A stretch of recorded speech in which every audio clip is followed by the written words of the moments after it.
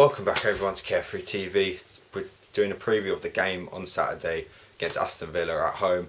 The importance of this game is absolutely massive. A lot of people saying we're in crisis at the moment because of how poor we've been, and to be honest, I can't disagree with them. We have been absolutely shocking.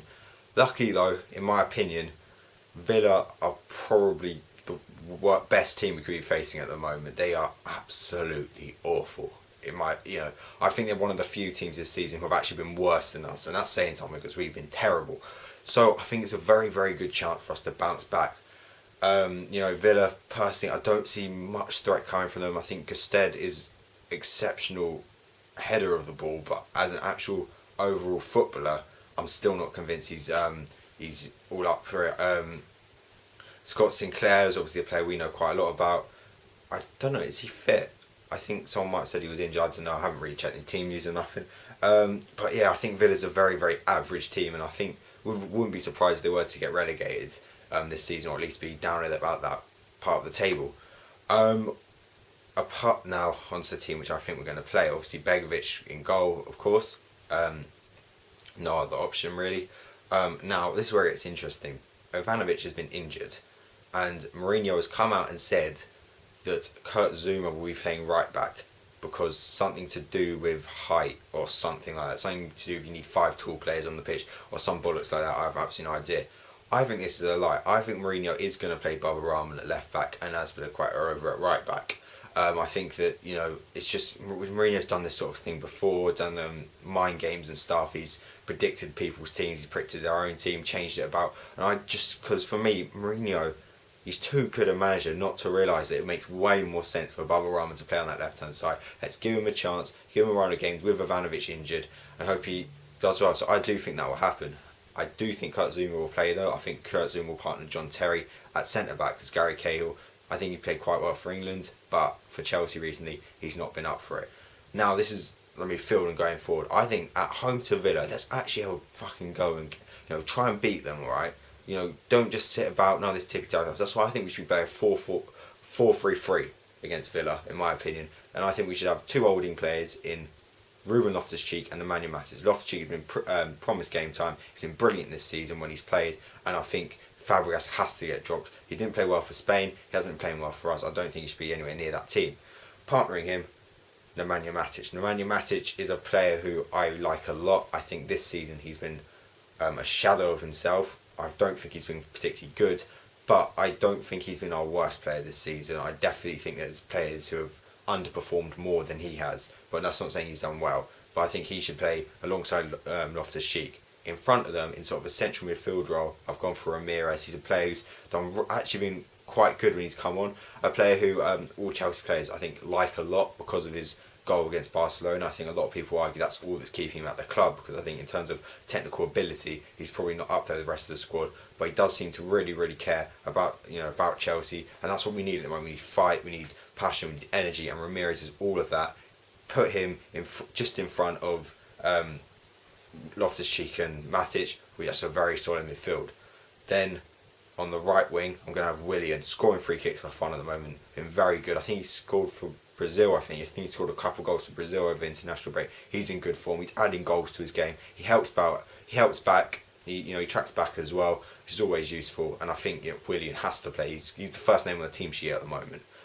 Over to the other side, this is where it gets interesting. I'm going to be starting Kennedy, because I think Oscar recently been tailing off. Hazard has been our worst player this season, up there with Fabregas. He's been shocking. I don't know why he has to keep playing because he's Eden Hazard. You know what I mean? He should be dropped.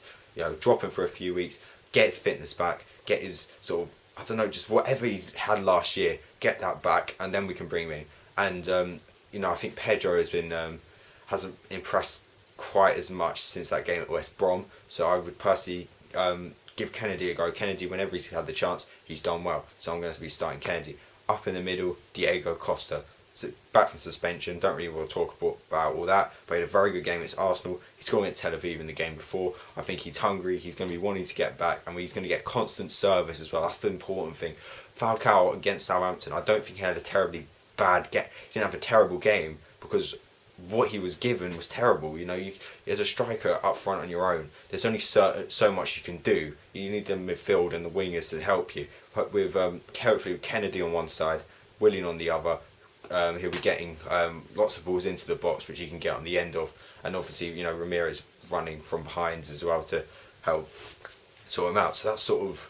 Let me know what you think of that. I've changed a lot, but I've dropped Oscar, Hazard, Fabregas, but I think they should Pedro. I think they should be I think we were at stage now. We've got nothing to lose. Let's play the players who are playing well and want to play well. So that's just what I'm saying. You can disagree completely. That's what this is for. It's my opinion. Let me know in the comments section down below.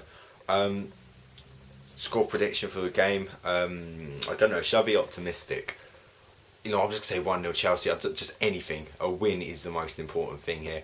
I will be at Stamford Bridge, of course. I'm in the East Stand Lower, East Stand Lower North. Don't want to be there, but I'm not there, because I have an option really. It's the only tickets I can afford. So yeah, that's where I'll be.